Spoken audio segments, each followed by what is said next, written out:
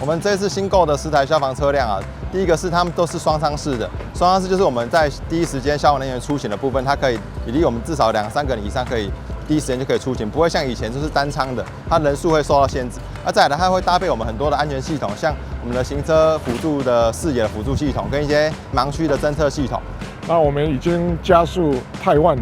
本市的各类型的消防车，那明年还会有更多的消防车会汰换。我们希望这些新式的消防车投入以后，对台南市的公共安全、市民的财产、生命的保障更有发挥强大的效用。掌握市政3分钟，台南进步向前冲。总共有7台这个水箱车，2台小型的水箱车，以及1台大型的水库车，这些都将直接投入我们各个大队来负起维护市民财产、生命安全的责任。那尤其大家知道，工欲善其事，必先利其器。那这些水箱车、水库车都可以马上形成即战力。那我们消防弟兄的训练也会同步的加强，不管包括新形态的各式的，包括锂电池的这种火灾，也包括其他的无人器材，包括履带车、履带水炮车、水务车的这些操作，都会让消防弟兄姐妹更加精进。那另外呢，这样无人操作的这个游泳圈或者是无人操作的这个无人艇。这个部分呢也会加强，因为夏天水上活动增加，那为了避免一些溺水事件，这些都会一步一步的在软体跟硬体方面努力精进，也希望在我们国人的在台南市的救灾抢险部分能够增添新力生力军。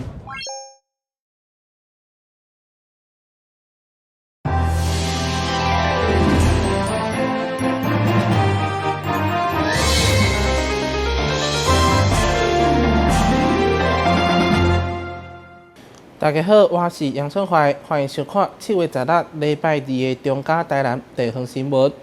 台南市府推动水资源再生，甲内政部南科管理局投入超过41亿，打造安平再生水厂。其中，伫水厂的环境教育中心今仔日正式开幕，希望成为台南市水资源的教育典范。伫中央甲地方的合作。总共投入41亿外，兴建安平再生水厂、环境教育中心、输水的管线加高阶的处理设施。其中再生水厂外观延续水为主题，台南市第一座以水资源保育为主题的教育中心，上午举行开幕式，包括中央内政部国土管理署、国科会南部科学园区以及这位民意代表拢到场出席，场面热烈。请剪彩，台南市安平再生水厂环教中心正式开幕，掌声鼓励，谢谢。安平污水处理厂能够发展到这个地步，能够再生水的使用，真的是不容易哈。尤其在去年抗旱的时季，这个真正的发挥它应有的这个功效，也让我们这个真正的这个再生水发挥这个非常大的一个功用非常大的功用。虽然今年好像比较不欠水了，但是我想这个是整个永续发展，未来包括这个我们南科园区 AI 等等这个产业的发展，一定需要大量的水源所以这个后续还是期望我们这个整个我们台南市政府的这个团队还有我们这个我们新达等等这些再生水方面的这个专家在协助我们这个再生水源的开发。市长黄伟特表示，水是珍贵的资源之一，但台湾因为地形的关系，保留无容易，被联合国列为欠水的地区之一，因此珍惜并且善用水资源就相当的重要。平均我们台南每天一天的民生用水加上产业用水大概110万吨每天，所以一年乘以365，大概要4亿吨。那4亿吨如果正文水库装满了就够了，可是问题不是，因为我们还要农业用水，农业用水一期到做就要2亿5千万吨， 2期到做就是5亿吨，5亿吨起跳，再加上其他的杂粮啦，这个其实我们水不够的原因就在这里。因此，我们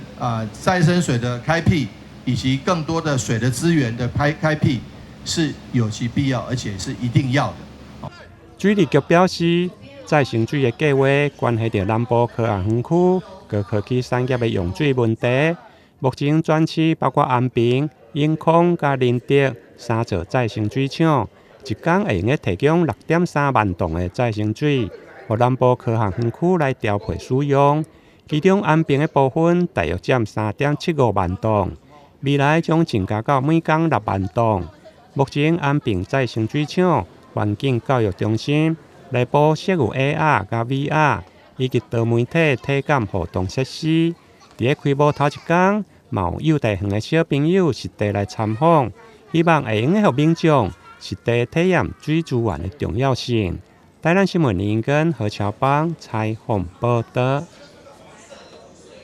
农业部农产水利署嘉南管理处原本的处长陈英士退休，由主任工程师王志成升任。16号伫嘉南管理处举办交接仪式，场面盛大搁热烈。伫农业部农田水利署署长蔡生富的干稿之下，届龄退休的处长陈英士将印信移交予新任处长王志成处长。到这一天，真侪贵宾也拢莅临观礼，现场是相当的热烈。李元泉、徐金喜前会长，然后再来我们杨明峰前会长，那到这个邱金义处长，那陈义士处长，那么现在即将传承给我们王志成的处长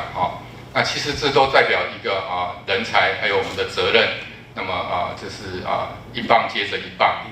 因应气候变迁，水资源相当珍贵。嘉南管理处协管了乌山头水库、甲白河水库等4座水库，甲20外个陂塘，还佫有3座水利发电厂，同时总管嘉义、台南6大灌溉农业灌溉。另外，嘛提供民生用水、甲工业用水，管理处的业务对着民生是相当的重要。我相信咱王处长也学经历比我丰富几10倍，所以伊来做这个处长应该是绰绰有余。志成一定以各位工作同仁共同来打拼，配合政府积极推动各项重大的计划，稳定精进各项业务，全心投入我们嘉南地区农田水利事业的运作。期待能与同仁以及农民朋友共同来一起努力，打拼社会。伫农田水利会改制后的嘉南管理处，前后已经有42档的工作资历。王志成为上基层的约雇人员做起，到现在的处长，伊对着水利工程业务是相当的熟悉。伊伫致辞当中表示，将会做好农业用水灌溉管理，并会争取经费改善水路，为农友做好。记者张世伟采访报道。台南市长黄伟哲积极拍开台湾通路行销农产，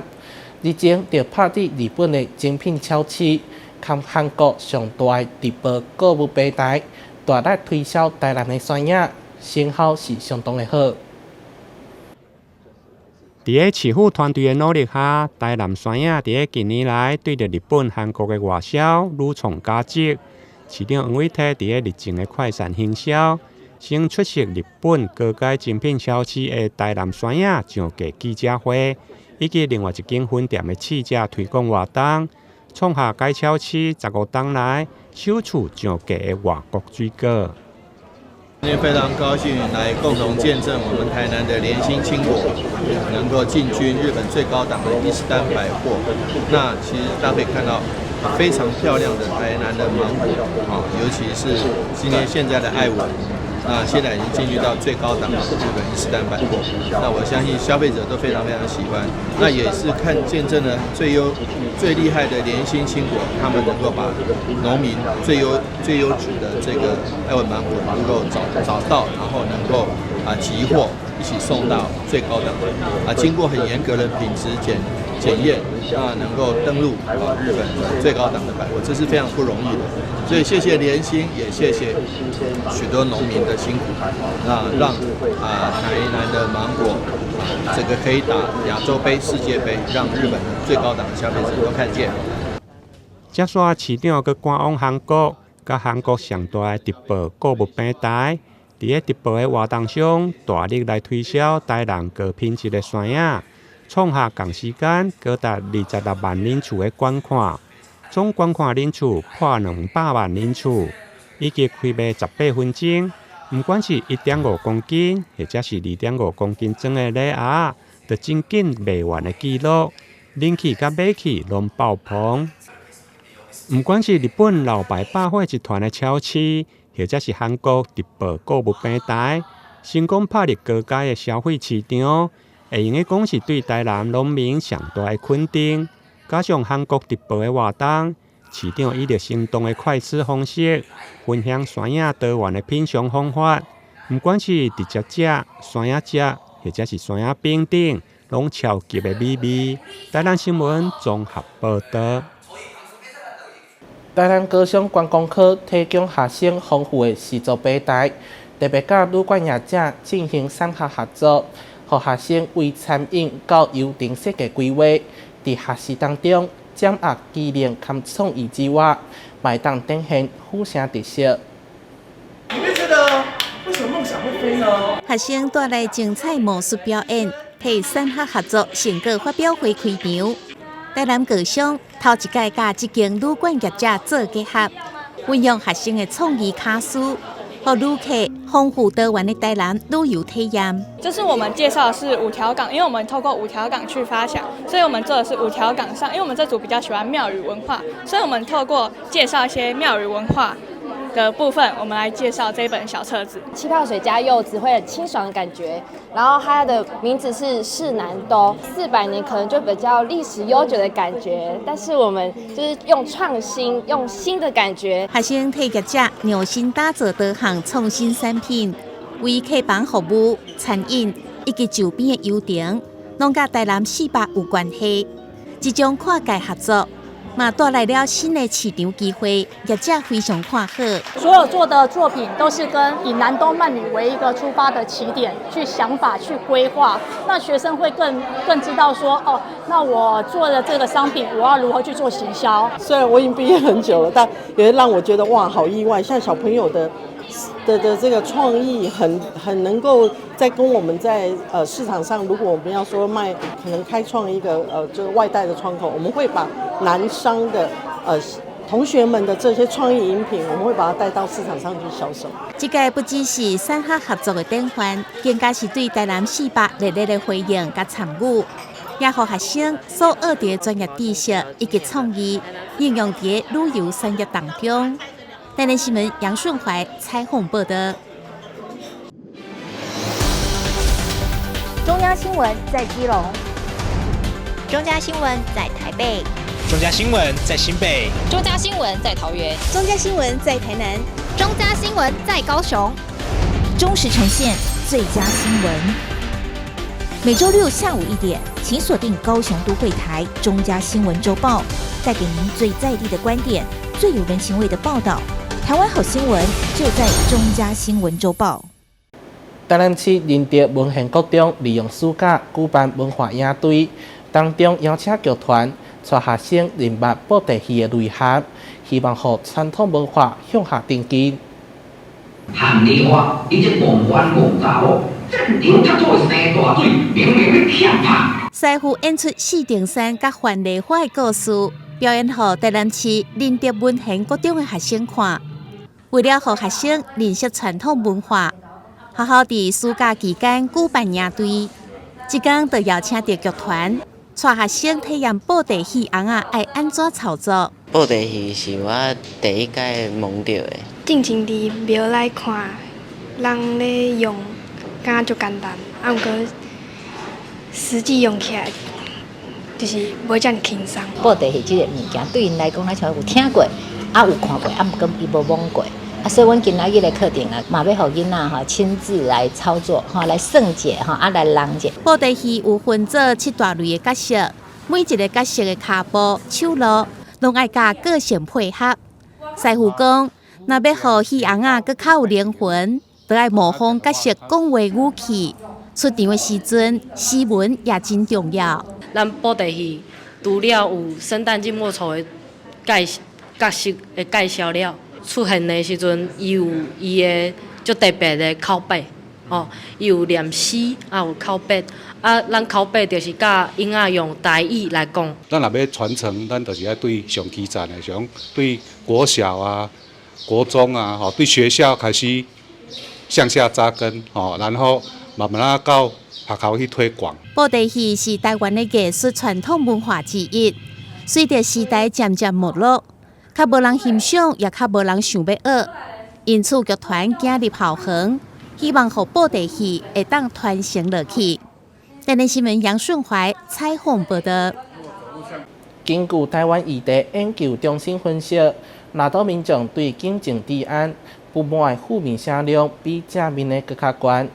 也毋过，台南市因为成功阻挡几若万件诈骗，金额高达10亿外，因此治安好感度伫大都排名第一。由台湾议题研究中心 TPOC 透过快思舆情的资料库，收集最近半年来网络上警政治安的相关讨论，并且比较6都伫个相关议题网络的声量。6都各市的民众不满的负面声量，拢比正面声量较悬。毋过，伫个诈骗的议题，台南市因为伫个2022年，就成立了打诈台南队，并且成功阻止将近10000件的诈骗案。阻挡的金额高达数十亿，得到6都上好的好感度。树摊打诈本来就是赖总统上任了非常非常重视强调的，也是民众非常在意的。那所以说，台南市的在打诈这部分，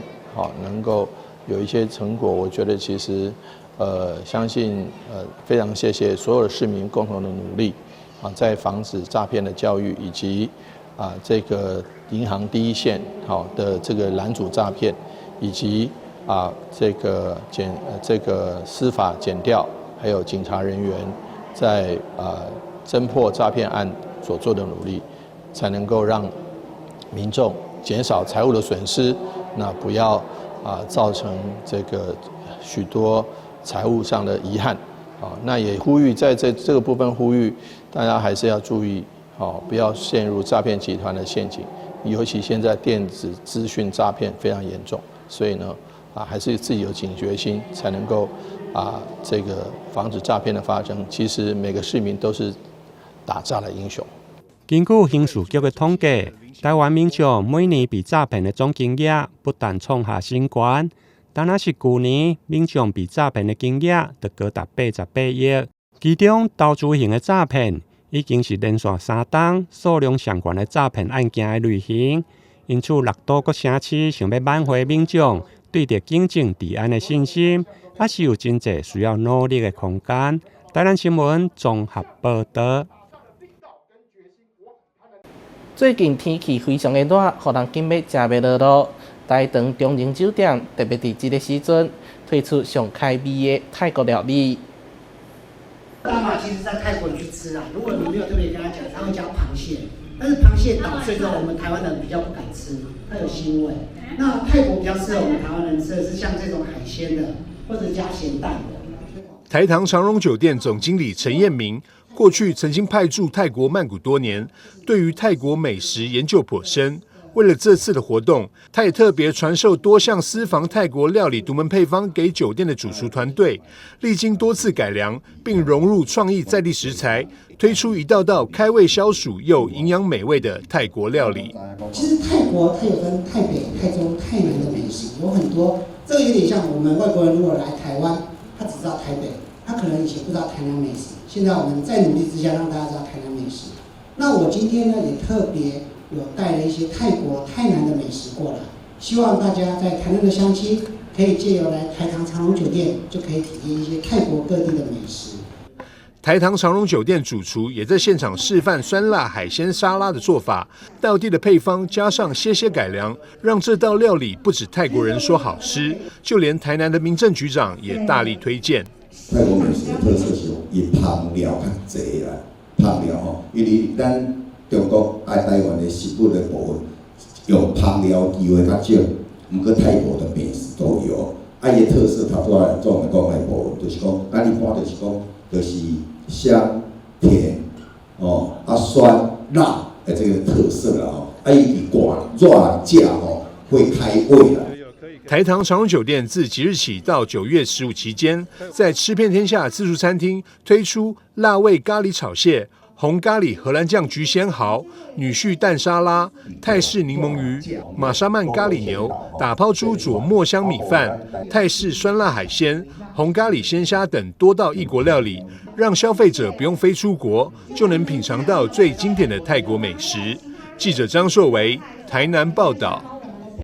基隆市农会举办立德笋冰干比赛，有30名笋仔农参赛，其中笋仔农陈文钦摕下冠军。伊讲冰比的时阵，就是爱看温度；静的时阵，嘛爱像照顾囡仔同款用心。相当于一个手持式的磅秤的感觉，那这样压下去之后呢，它会出现这个指针。利用仪器测试柔韧度，不管是重量、外观，都是评分的关键。短肥，然后弯那看起来像个牛角的一个形状。那为什么要这样选这个形状？因为它在生长过程当中，如果有这个弯度之后，其实你在笋壳去掉之后，它的笋肉的比例是最高的。所以如果你选的比较直，它的笋肉就相对就会缩小。所以在一般消费者在选购上的话，尽量选这种弯度的基隆绿竹笋评鉴大赛，30多位农友将自家笋子通通摆上桌，接受评审评分。今年的绿竹笋产量虽然跟往年差不多，但竹笋要照顾确实很费心。因为这种还是看天吃饭啦，到最后又缺水又干嘛的，又产量又不见了。去年好，去年还算还可以，今年就不知道了，看天。对，因为我们基隆的雨量比较充足，所以说我们绿竹笋的品质非常好，比较细嫩不会像中南部的绿竹笋较瓜咱家拢做油的足甜的而且咱农民拢是讲靠双手种出来的就是很精致的农业品质很好今年的绿竹笋的价钱还不错品质好的都可以到差不多180、200。经过各项评分，结果出炉，农友陈文清今年以94.5分的高分拿下特等奖。他说，种植绿竹笋学问大，一定要多听、多看、多学习。这是第一次特奖，头奖了有2次。对，他怎么种？就是不晓得的，不懂得就请教老前辈这样，他自己慢慢去研究这样。颁奖典礼上，议长童子伟到场，亲自颁发奖杯，大力行销基隆的绿竹笋。但是我们亲自实地的了解，未来可以让我们可以形成一个更好的政策方向，如何来帮我们的农民，或是帮我们的这个绿竹笋会有更好的行销，或是农民有更好的收入，是我们基隆或是七堵这么好的地方，未来要走向精致农业、休闲农业的发展跟推广，有更大的帮助。所以非常谢谢我们农会这么用心的来举办。基隆绿竹笋栽种面积大约有150公顷，品质稳定，在市场价格相当平稳。盛产期是每年的5月到9月。想吃新鲜的绿竹笋，现在正是时候。记者黄少明基隆报道。好，看我这边，感谢你收看7月16号的中嘉台南地方新闻，我是杨顺怀，咱再会。